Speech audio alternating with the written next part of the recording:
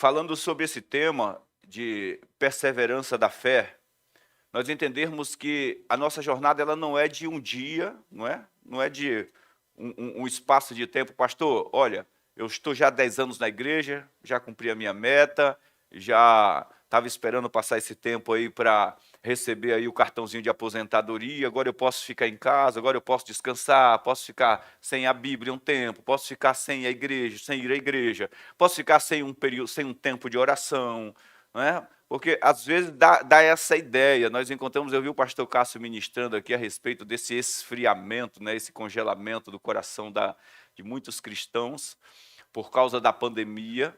E nós somos tendenciosos a procurar essa zona de conforto, né? Somos tendenciosos.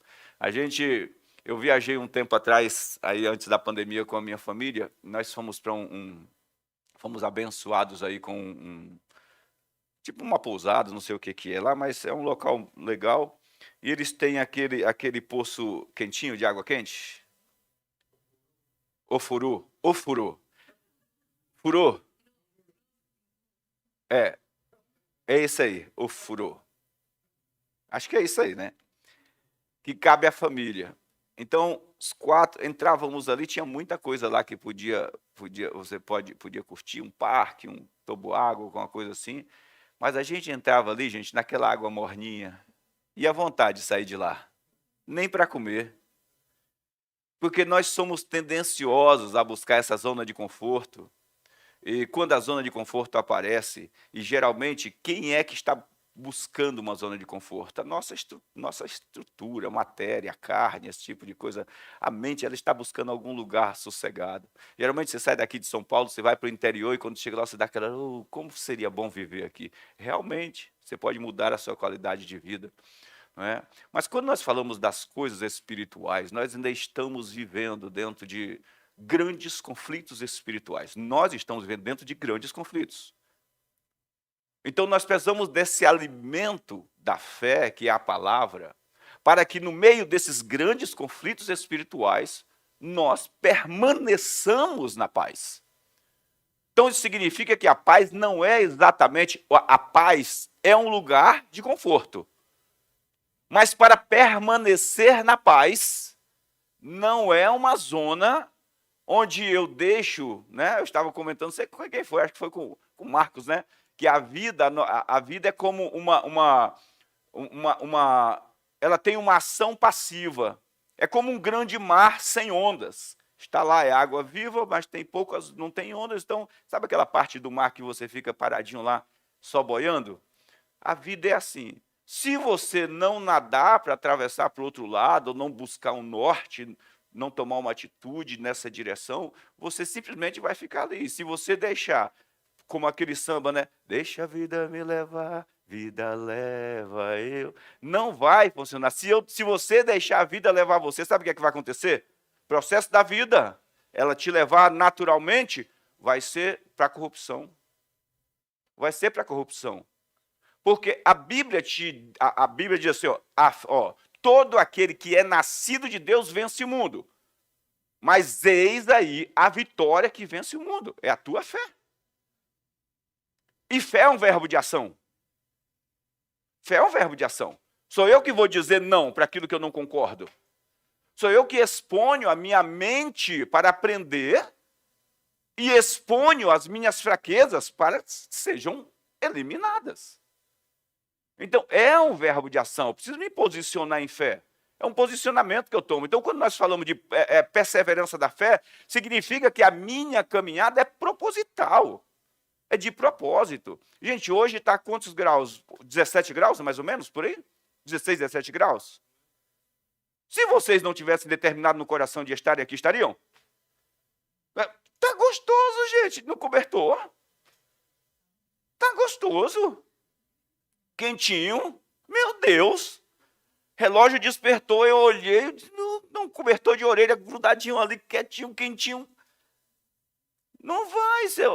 Então, é proposital. Porque nós nos posicionamos em fé? Porque sabemos, fizemos uma escolha onde queremos chegar. Então, a vida que você está vivendo hoje é resultado das escolhas que você fez ontem. E o que você vai viver amanhã será o resultado das coisas que você está fazendo hoje. Então, são atitudes como sementes diárias que eu lanço. A semente que eu lançar, a Bíblia diz que cada semente está dentro de si própria o fruto, e cada fruto tem a semente própria. Então, significa que não adianta eu tentar semear mamão e colher laranjas. Eu vou ter que organizar o meu pomar para que eu colha aquilo que eu estou semeando. Eu tenho essa ciência. Então, falando de perseverança, a nossa jornada ela é eterna, podemos dizer assim, até chegar ao fim, né? Caiu o teto embaixo aí. Daqui a pouco o vizinho chega aí com a cabeça sangrando. O que foi?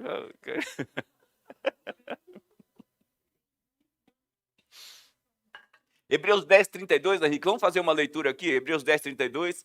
Pode acompanhar todo mundo aqui comigo, que fica mais fácil para a gente entender, pegar o texto na mesma tradução. Diz assim, olha, presta atenção comigo. Lembrai-vos, porém, dos dias anteriores, em que, depois de iluminados, sustentastes grande luta e sofrimentos. Presta atenção. Quando sustentaste grande luta e sofrimento? Quando você foi capacitado para resistir, para permanecer diante das lutas e sofrimentos. Depois de uma iluminação, depois da verdade. Não dá, sem ela, sem chance. Pastor, mas olha, eu estou bem pra caramba, as coisas estão funcionando e tal, eu não tenho um contato aí com a palavra há muito tempo, não gosto muito de ler a Bíblia, não gosto de ir na igreja. E o pastor, eu coloco aí uma mensagem de 30 minutos e fico deitado assim, ó, quando o pastor fala boa noite ou bom dia, gente, como vai? Parece uma música para dormir. E eu durmo. Né? Não gosto de ler a Bíblia, porque quando eu olho para esse livro com mais de 800 páginas, já sinto sono. Ainda mais que ela é preta, dá a ideia de sem iluminação. Mas olha aí, ó. Quando é que sustentou grande luta e sofrimento? Quando foi iluminado, sem esse relacionamento com a palavra, gente, sem chance para a gente.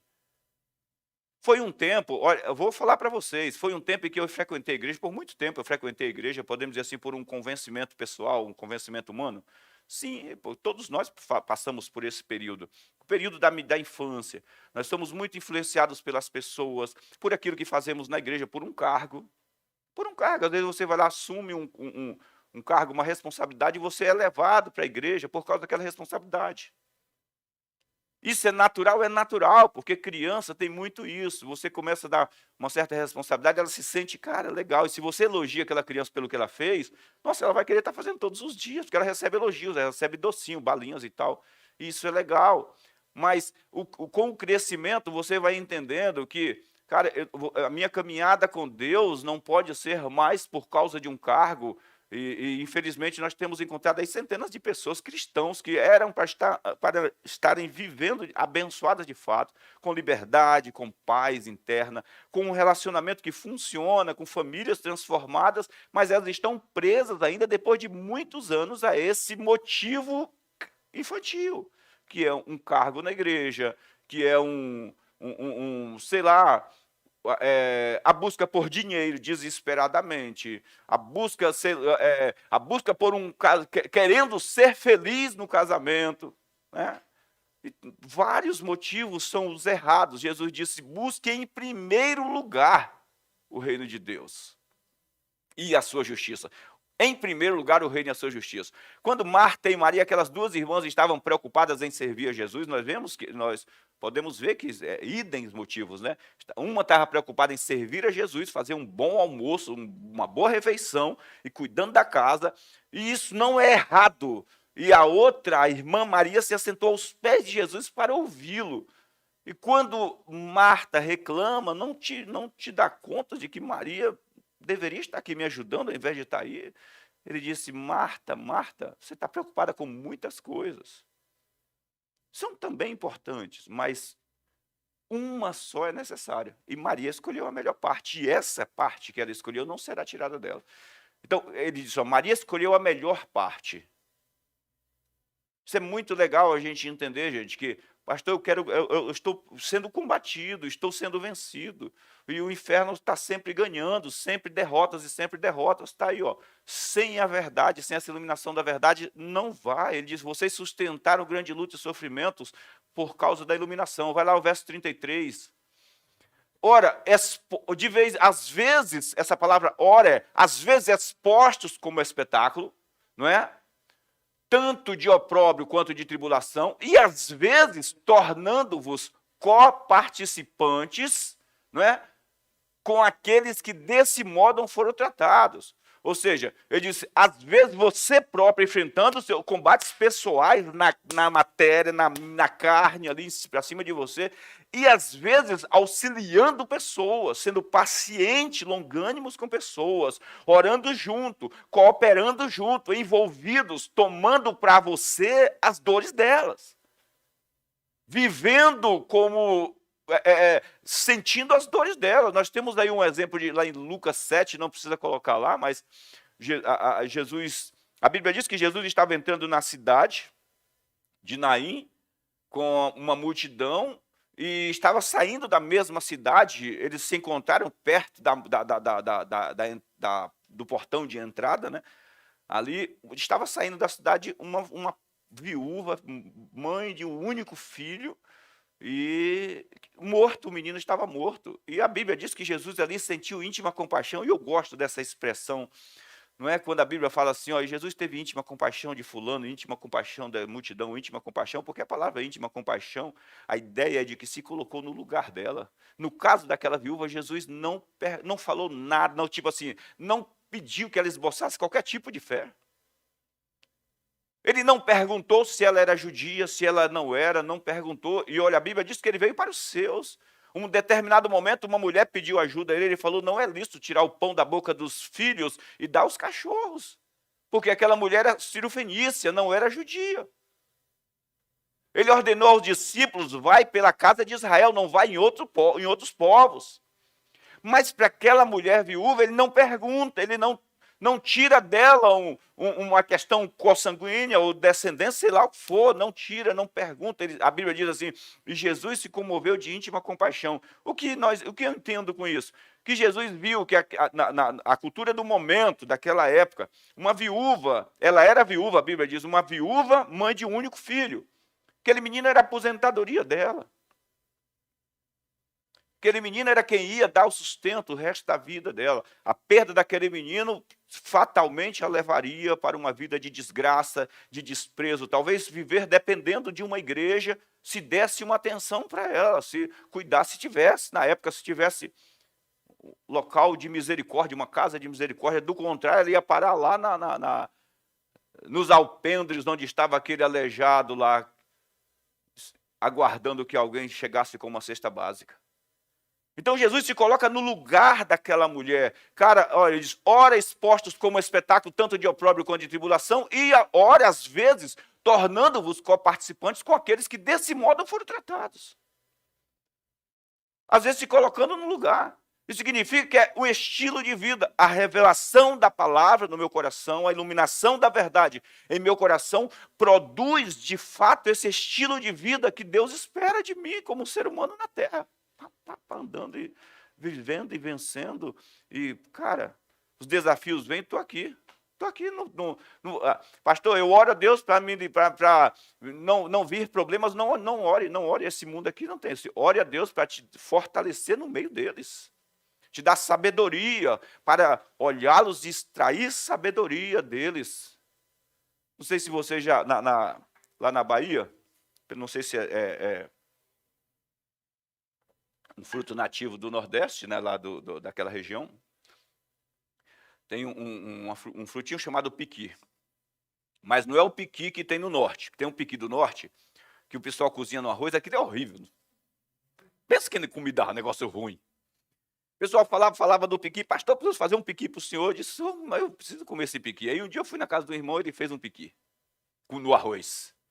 Gente, vou falar para vocês, eu comi aquele piqui, saí picado de lá, porque ruim, querendo picar fora, é isso aí. É. Onde você achou essa palavra aí?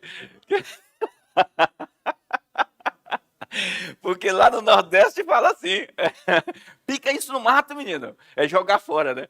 Querendo picar fora.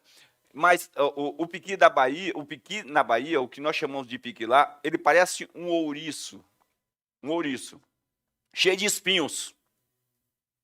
Então ele cai, sai é pretinho, é um ouriço mesmo do mar, parece um ouriço do mar, só que ele não se move, é uma fruta, é um fruto, né? Você corta, ele é duro, você corta com facão, aí dentro ele tem a castanha, que é uma delícia. É uma delícia aquela castanha. Pensa um negócio bom, gente. Então, a importância de nós compreendermos que essa influência do inferno, essa influência do mundo, ela virá para colocar uma imagem de impossibilidade diante de você. De impossibilidade. O que você precisa entender é que existe um ambiente glorioso internamente, maravilhoso internamente, que quando eu me posiciono, olha só, a fé é um posicionamento que eu adquiro em Jesus, sabendo que por dentro eu já possuo toda a vitória que eu necessito. 1 João, Henrique, tira daí, depois volta para esse ponto aí, por favor. 1 João, capítulo 5, o verso de número 4, veja o que ele diz só na primeira parte do verso. Dá uma olhada, olha. Porque todo o que é nascido de Deus vence o mundo. Isso está dizendo que se você crê em Jesus e foi feito nova criatura, você já foi feito vencedor. Existe algo interno dentro de você, capacitado com uma ideia, uma mentalidade de Deus para vencer. Só que isso precisa ser colocado para fora através da fé. Olha só, e esta é a vitória que vence o mundo, a nossa fé. Isso precisa ser exposto, e gente, exposto em vitória. Quando eu entendo isso, porque aqui ela nos arremete a uma ideia de, primeiro, eu preciso compreender que eu fui feito já vencedor sobre qualquer circunstância, que não existe combate, não existe duelo, não existe resistência, que eu não seja capaz de transpor. Como? Por meio da fé. Agora eu preciso da força do Espírito, que aí é onde entra ações, atitude de fé, para transpor isso aí. Primeiro enxergando que isso não é o meu fim, não é o meu limite, não deixe que qualquer circunstância venha delimitar todo o curso da sua vida. Pastor, encontrei um desafio agora que acabou a minha vida, é o fim da minha vida. Para. A não ser que você se renda dessa forma, não é. Entendam isso, não é.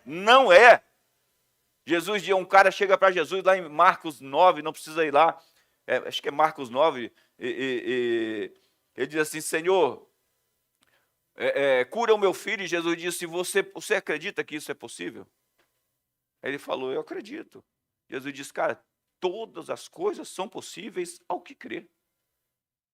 Tudo é possível ao que acredita. Volta lá para Hebreus de novo, vamos voltar para lá. Por 10:33. Ora exposto como espetáculo tanto de opróbrio quanto de tribulação, ora tornando-vos coparticipantes com aqueles que desse modo foram tratados. Agora vai para 34. Porque não somente vocês se compadeceram dos encarcerados, dá uma olhada, ele continua falando, né, a partir sempre de uma iluminação. Se compadeceram dos encarcerados, como também aceitaram com alegria o espólio dos vossos bens, tendo ciência de possuirdes vós mesmos patrimônio superior e durável. É o que ele diz. Gente, quando a revelação da verdade em teu coração, ela transporta a tua forma de pensar, ou seja, o teu reinado, a tua riqueza, tudo para cima e não de baixo. Você não está mais preso às coisas aqui da terra. Você passa a pensar como alguém realmente do céu. Efésios, Paulo diz isso, 2. Cristo nos fez assentar em lugares celestiais com ele. Deus nos fez assentar em lugares celestiais com Jesus. Então, ele diz assim, olha, vocês com alegria não se lamentaram. Por que ele está falando isso aí, gente? Quando você vai ler lá a história do início da igreja, do capítulo 1 até o capítulo 5, 6, você vê a edificação da igreja, de Atos, no livro de Atos dos Apóstolos. Depois você vê a perseguição se desencadeia, lá do capítulo 7, 8, 9, uma perseguição à igreja tão grande que o povo teve que abandonar suas terras, vender barato, doar, fazer qualquer coisa e sumir no mundo. E se espalharam pela Ásia e vieram parar até na Europa, não é? Abandonaram tudo, sem levar nada consigo. Pedro escreve diretamente para esse povo, Tiago escreve diretamente para esse povo, alegrai-vos por passardes por grandes tribulações, grandes combates. Ele está falando desse pessoal, os desterrados tiveram que abandonar suas coisas. Aqui, o autor aos Hebreus diz, muitos de vocês se alegraram nas perdas, sabendo que a maior riqueza não é essa da terra. Por que eu trago isso? Eu estou trazendo isso a respeito, fechando essa série de perseverança. Porque se nós colocarmos como foco, como alvo da nossa alegria, coisas passageiras, gente, como alvo da nossa paz, coisas passageiras, é certo que teremos uma paz muito curta. Muito curta. Às vezes você se alegra, nossa, eu ficaria feliz demais se tivesse uma Ferrari. Aí trabalha malucamente, desesperadamente, economiza e para de passear, e para de se divertir, para um monte de coisa, porque para você alcançar um objetivo, você vai ter que abrir mão de algumas coisas, isso é natural. Mas dali a pouco alcançou, comprei a Ferrari, deu 2 voltas nela e passa numa lombada, São Paulo, uma rua cheia de lombadas, e ela na lombada. Aí, meu Deus, esse carro pega em lombada demais, é um carro que tem 15 centímetros de altura, não é? Vários buracos e pega o trânsito, e para no estacionamento, o pessoal dá uma encostadinha na porta e vai, começa a reparar, vai ver o escapamento, 3.500 de escapamento, vai ver o seguro no final do mês, 6% de um carro de 600 mil, 36 mil reais por ano, e vai... Aí, não, meu Deus, aí começa, eu queria outro carro, não queria a Ferrari não, estou me ferrando com a Ferrari.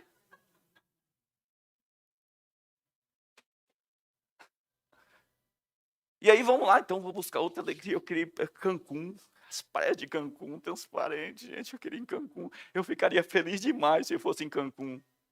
Aí vai Cancún, juntou dinheiro para comprar um pacote, quer ir com a família toda, vai, é de Deus, vai para Cancún. Gente, vai para Cancún, tenha Ferrari, tenha Porsche Carreira, Porsche devagar, tenha cobertura na Faria Lima, se eu não me engano, está mais caro do que a Paulista, terreno na Faria Lima, tenha cobertura na Faria Lima, tenha tudo o que você quiser ter, só não concentre a tua verdadeira paz, a tua felicidade plena nisso.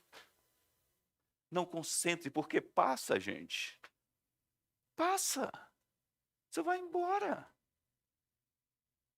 Vai embora. Por isso que você precisa da iluminação da verdade.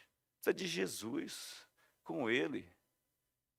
Olha só, isso é maravilhoso. Aceitar o espólio dos vossos bens, tendo ciência, conhecimento de que vocês possuem um patrimônio superior e durável na glória. Jesus disse, onde estiver o teu tesouro, aí está o teu coração. Se o teu coração estiver lá em cima, acabou, acabou. Ele vai só fluir na tua vida. Verso 35. Não abandoneis, portanto, a vossa confiança, porque ela tem grande recompensa. Pode seguir. Isso aí já está de estudo. Com efeito, vocês precisam perseverar. Precisam de perseverança para que depois de fazerem de toda a vontade de Deus, ou de terem feito a vontade de Deus, vocês alcancem a promessa. Pastor, nossa, tenho uma promessa para a minha vida. Essa não é aquela promessa. Promessa do carro novo, da casa nova, promessa do casamento perfeito, promessa de filhos maravilhosos que não dão trabalho, crianças que 3 anos de idade, já cuida de tudo, já administram, já tomam banho sozinhos, já vão para a escola, querem ir para a escola, filhos que comem brócolis, que querem açúcar não, doce não, quero só coisas saudáveis, que escovam os dentes 3 vezes por dia. Não é essa a promessa.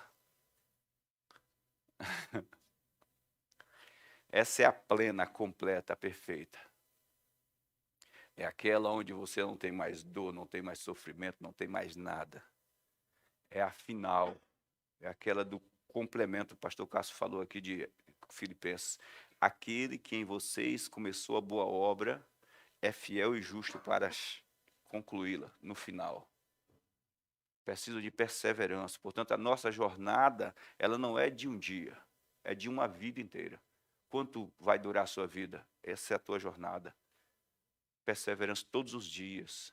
E aí você tem aqueles retoques de Deus, cara, aquelas vitórias que Ele vai te dando pelo caminho, que não é o fim, gente, é um meio para. É um meio. Pastor, Deus tem me prosperado, eu coloco objetivos e Deus flui, e Ele responde, as coisas acontecem. Legal, é um meio para, não é um fim. O fim da nossa caminhada é em Cristo, é entregar tudo a Ele. Esse é o alvo final, gente. Esse é o fim, essa é a promessa, é onde completa tudo. Nós fomos resgatados no Espírito, mas ainda precisa de uma transformação do nosso ser, da mente, do corpo. E isso é só no final, quando esse corpo que você tem aí vai ser desfeito em um novo corpo. Aleluia. Às vezes você não está satisfeito com os pneuzinhos, não está satisfeito com pouco cabelo, não está satisfeito. Você olha e diz: meu Deus, lembre, tem um novo corpo te esperando. Diga graças a Deus por isso. Oh, aleluia.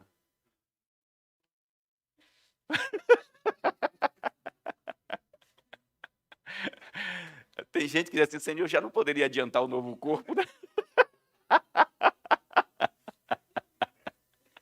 Mandar, mandar pelo menos uma parcela aí do novo.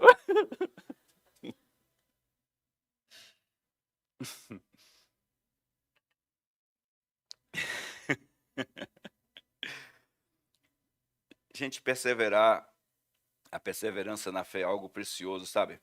Eu peguei aqui, eu volto aqui para esse ponto de perseverança, dessa parte de perseverança. A palavra perseverança em português, você vai abrir lá o dicionário em português, tem no Google lá, é o dicionário de escola comum. Paciente, costumaz, ferrenho, tenaz, corajoso, diligente, fiel, afincado, incansável, incessante e determinado. A pessoa perseverante. Eu comecei falando sobre metas, se você colocar metas, porque a perseverança na nossa jornada com Deus, ela tem um fim maravilhoso, glorioso, uma glória que está para ser revelada, né, completamente em nós. Mas para tudo você precisa dessa ferramenta. Perseverança é uma ferramenta de Deus. Perseverança é uma ferramenta de Deus. Nós vemos, por exemplo, quando Pedro falou para Jesus, pensou que Jesus era um fantasma, e disse: se é o Senhor mesmo, manda eu ir ter com o Senhor. Jesus disse: vem. E a Bíblia diz que ele desce do barco e vai andando sobre as águas. Mas no meio do caminho diz que ele teve medo e afundou. Eu fico pensando, né? Isso é uma pergunta, até coloquei aqui, está lá na frente, nós não vamos chegar nela. Se Pedro tivesse chegado até Jesus, concluído a caminhada, como seria? Essa questão da sensação interna de realização, sabe? A sensação interna de uma realização. Às vezes eu falo com algumas pessoas, casais, né, que dizem: meu casamento é maravilhoso. Eu disse: legal, mas melhor ainda é quando um dos dois partirem para a glória. No fim, chegou no fim, diz: cara, vivi um casamento maravilhoso por 40, 50, 60 anos. Minha amada foi com Jesus, o meu amado foi com Jesus, e eu tenho saudades. O fim da jornada que vai falar, porque há uma sensação que explode, há uma alegria que não é sua. A alegria da conclusão de um propósito de Deus na sua vida é do próprio Deus dentro de você. É do próprio Deus dentro de você. Jesus diz a respeito de um rei que saiu e distribuiu os bens para os servos, e depois ele volta e os servos apresentam os bens a ele e diz assim: bom servo, bom e fiel servo.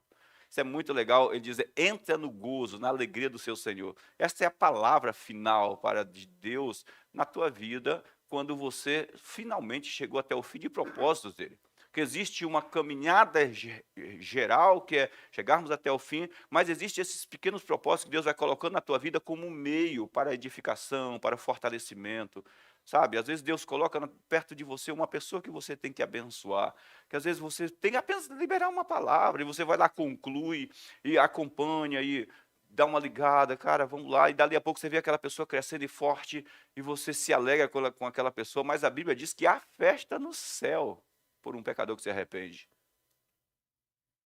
E grande recompensa tem para quem é usado por Deus para fazer isso. Então, existem duas alegrias, se multiplica a alegria no coração de alguém que entende um propósito de Deus e vai até o final, consegue chegar até o final.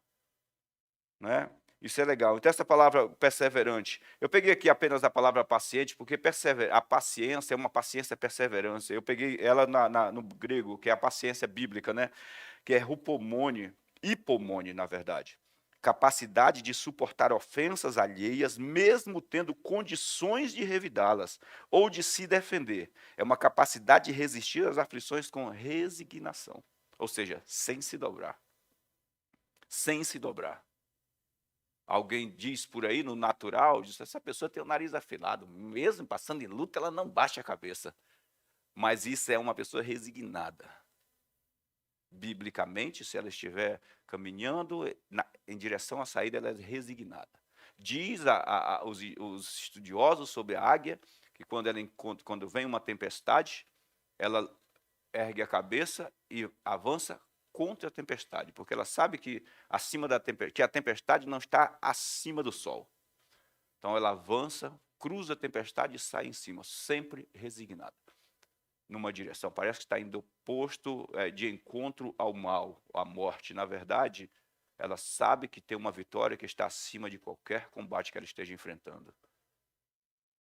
Essa segurança que Jesus passa. No mundo vocês terão combates, aflições. A palavra aflições lá, né, são pressões de fora para dentro, são combates querendo marcar você de fora para dentro. Ele diz, mas tenham bom ânimo porque eu venci o mundo. Onde é que Jesus está agora? Está dentro de você. Por que as aflições não ultrapassam e não te destroem? Porque ele está dentro de você. É esse processo aqui que vai desenvolvendo essa realidade de Cristo, do Espírito dentro de cada um de nós, nos capacitando para avançar, para permanecer. Né? Isso é muito importante, isso é demais, né? A perseverança é uma ferramenta indispensável para o sucesso pleno do cristão. Sem perseverança, é impossível a gente alcançar o fim da nossa jornada. Perseverança diz, com efeito, vocês têm necessidade de perseverança para que, havendo feito a vontade de Deus, alcance a promessa. Verso 37, vamos fechar o texto aí, para a gente encerrar. Porque ainda dentro de pouco tempo, aquele que vem virá e não tardará. Preste atenção, pode voltar, volta um pouquinho. Porque ainda dentro de pouco tempo, pode vir para cá, pastor, pode começar a se organizar. Dentro de pouco tempo, aquele que vem virá e não tardará. Presta atenção no que ele está dizendo. Ele diz assim, ele não está dizendo daqui a 15 dias, daqui a uma semana. Para quem está crendo, gente, uma eternidade, porque no momento em que você se move em fé, o que parece ser 10 anos se transforma em 10 dias.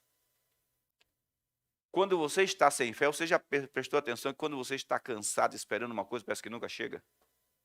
É horrível isso. A sensação, sabe, quando você está ansioso e esperando alguém, a pessoa atrasa 5 minutos, pareceu que ele atrasou uma vida, não é? É ruim demais. Mas quando você está em paz, esperando alguém, a pessoa atrasa 15 minutos e ela chega, me perdoe. Você diz, ué, nem percebi que deu 15 minutos. Porque a fé é um posicionamento no descanso. É um posicionamento no descanso. Deus chama Abraão para a fé, Abraão entende e obedece essa caminhada de fé, e a Bíblia diz que Deus fez uma promessa com ele com 75 anos e ele só teve o filho com 100, 25 anos depois. E esse cara estava dentro da fé. Às vezes a gente diz assim, nossa, foram 25 anos. Gente, para a gente parece longo, porque não atuamos muitas vezes na mesma fé de Abraão. Para ele foi um piscar de olhos, porque a vida dele foi uma caminhada com Deus. Então essa caminhada com Deus vai remir o tempo na tua vida. Porque quando você se move pela fé, você se move como Deus, e Deus é eterno. Esse tempo, cronos, né? Esse dia a dia, a cronologia, ela não está, na fé ela não tem qualquer poder, qualquer domínio. Por isso que a Bíblia diz, você chama a existência que não existe como se já fosse. Você age como Deus. Entendermos isso, ele diz, porque dentro de pouco tempo, a quem fez a promessa vem, cara, fica tranquilo. Fica tranquilo. E essa segurança que você consegue passar para as pessoas em volta, não só para teu coração, mas para os corações em volta. Verso 38. Pode ir para o 38, Henrique. Henrique, 38 aí. Henrique viajou ali no tempo. Todavia, o meu justo viverá pela fé, e se ele voltar atrás, nele a minha alma não tem prazer. Verso 39, para fecharmos. Porém, nós que ouvimos essas verdades, ouvimos, não somos dos que voltam, dos que retrocedem para a perdição. Somos, entretanto, da fé. Como é que se conserva a alma? Olha só, para a conservação não do espírito, da alma. Que é esse poder transformador da tua mente. Pela fé. Eu ouço, sou edificado em fé, isso transforma a minha forma de pensar. Ele diz que nós somos os da fé, somos os que creem, somos os que acreditam. E porque eu creio, eu nunca desisto. E porque eu creio, eu sou transformado. Isso me dá capacidade para chegar até o final. Amém, gente? Dá uma salva de palmas para Jesus.